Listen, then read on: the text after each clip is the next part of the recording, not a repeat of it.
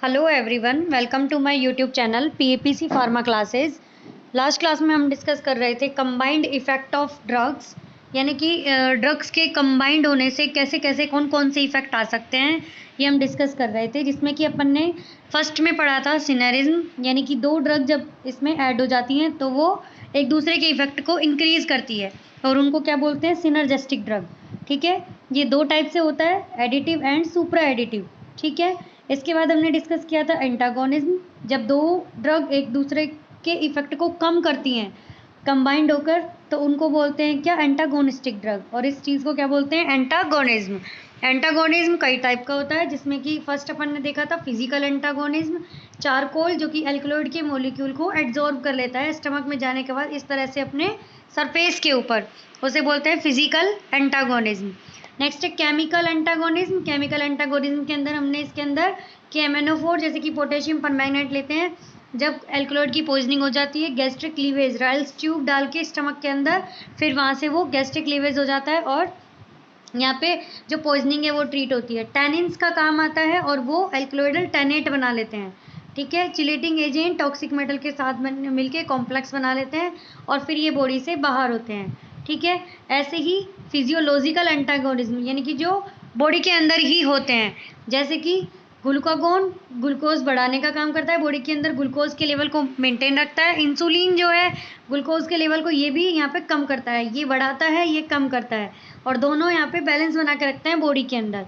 ठीक है, यानी कि एक ही चीज़ पर दो अलग अलग यहाँ पे इफेक्ट होते हैं। ठीक है, ऐसे ही हिस्टामिन और एड्रेनलिन, इनका सबका यहाँ पे हमने इफेक्ट डिस्कस किया था। फिर हम देखते हैं आज की क्लास में next receptor antagonism. Receptor antagonism जो होते हैं, यानी कि रिसेप्टार के थ्रू जो एक्शन आता है वो वहाँ पे कैसे कम होता है, कैसे एंटागोनाइज होता है। रिसेप्टार के थ्रू जो एक्शन होता है ये यहाँ पे दो तरीके से एक्ट करता है, एक तो क्या, कॉम्पिटिटिव और दूसरा नॉन कॉम्पिटिटिव। कॉम्पिटिटिव का मतलब क्या हुआ, देखो इसको इस तरीके से समझते हैं।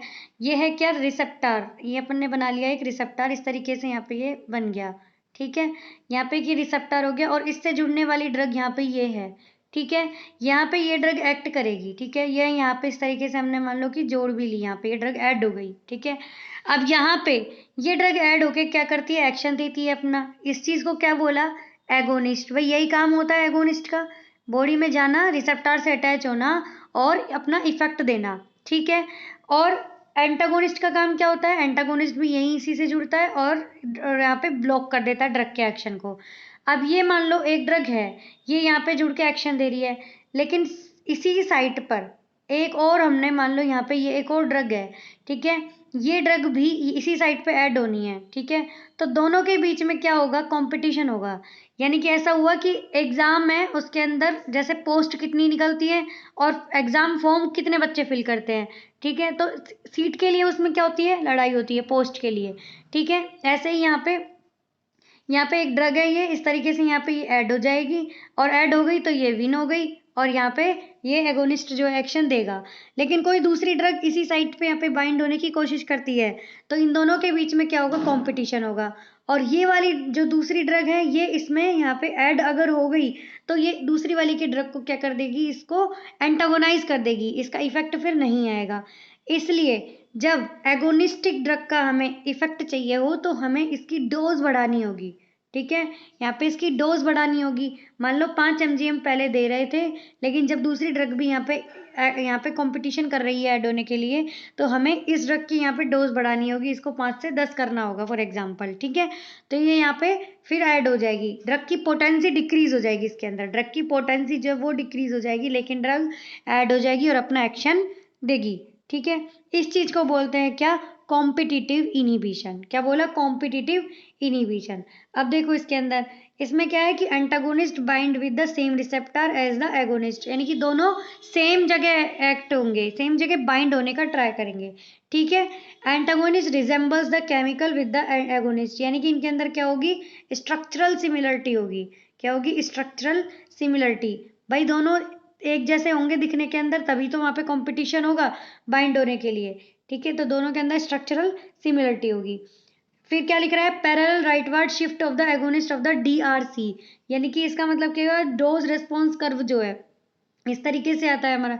ठीक है, ये क्या है, यहाँ पे हाइट होती है। हाइट जो है क्या इंडिकेट करती है, पहले भी हमने डिस्कस किया था, परसेंटेज रेस्पॉन्स को। और ये क्या होता है यहाँ पे, ये होती है क्या, डोज।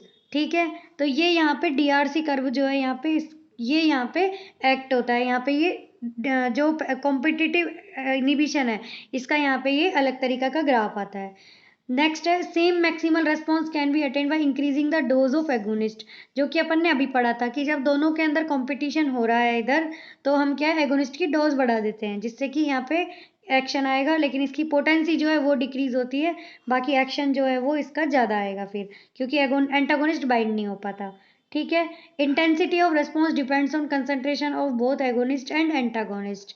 ठीक है, intensity of response depends on, ये वही पॉइंट है, एगोनिस्ट और एंटागोनिस्ट पर डिपेंड करता है।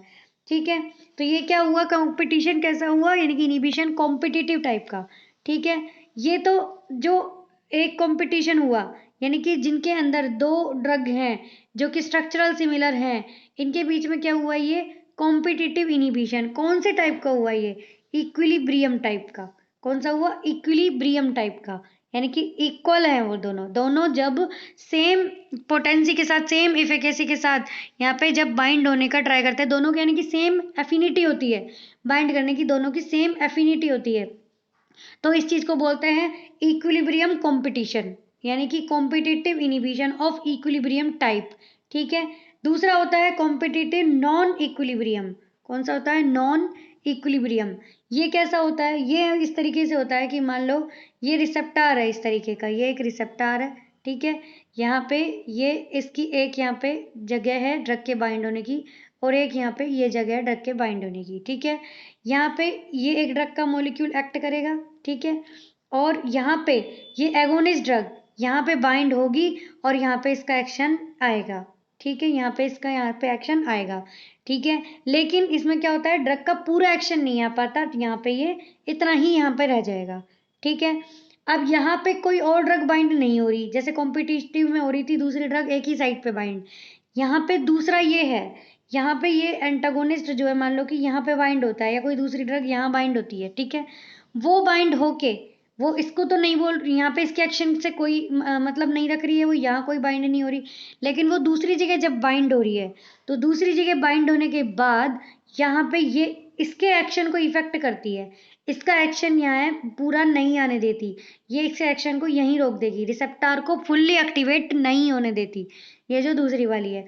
यानी कि इनके बीच में कोई कंपटीशन यहाँ शुरू से नहीं था, एगोनिस्ट ने यहाँ बाइंड किया, दूसरी ड्रग ने यहाँ बाइंड किया, लेकिन वो इंटरनली जो है इसने रिसेप्टार को फुल्ली एक्टिवेट नहीं होने दिया, तो इस चीज को बोलते हैं क्या, नॉन कॉम्पिटिटिव इनिबिशन या नॉन कॉम्पिटिटिव रिसेप्टार एंटागोनिज्म। अब इसके अंदर क्या है, binds to the another site of receptor, दूसरी साइड पे जुड़ेगा, नो सिमिलरिटी, यानी कि स्ट्रक्चरल सिमिलरिटी यहाँ पे नहीं होगी, तभी तो अलग साइड पे जुड़ रहा है। Flattening of the agonist DRC, इसका मतलब क्या हुआ, ये इस तरीके से है। ठीक है, ये आता है आपका डोज रेस्पॉन्स कर्व।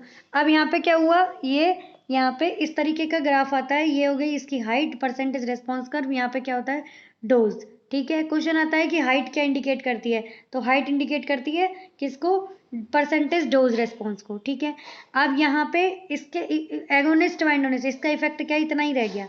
ठीक है, तो जो ग्राफ इस तरीके से आ रहा था अब वो इस तरीके का आएगा, तो क्या हो गया, ये फ्लैटनिंग। ठीक है, ऐसे ही ये rightward shift of the agonist DRC, यानी कि डोज हमें एगोनिस्ट की बढ़ानी पड़ रही है ना, यहाँ पे इफेक्ट कॉम्पिटिटिव में क्या पड़ा था, दोनों बाइंड होती हैं एक ही साइड पर, इसलिए हम एक की क्या कर देते हैं, यहाँ पे इफेक्ट बढ़ाने के लिए इसकी यहाँ पे डोज इंक्रीज कर देते हैं, जिससे कि क्या है, ये इस तरीके का यहाँ पे राइट वार्ड में शिफ्ट हो जाएगा जो ग्राफ है, तो इसको क्या बोला है यहाँ पे, parallel right ward shift of agonist DRC, और ये यहाँ पे एगोनिस्ट डीआरसी, यानी कि ये फ्लैट इफेक्ट आएगा इसका, क्योंकि इंटरनली रिसेप्टार को क्या करा इसने, यहाँ पे इंटरनली इसको फुल्ली एक्टिवेट नहीं होने दिया। ठीक है, किसने, एंटागोनिस्ट ने। मैक्सिमल रेस्पॉन्स इज सप्रेस्ड, यानी कि कम आ गया। Maximal response depends only on concentration of antagonist. ठीक है, डायजेपाम और बाइकोलिन जो है इसके एग्जाम्पल है, इन दोनों के बीच में जो इनिबिशन है वो किसका होता है, नॉन कॉम्पिटिटिव टाइप का।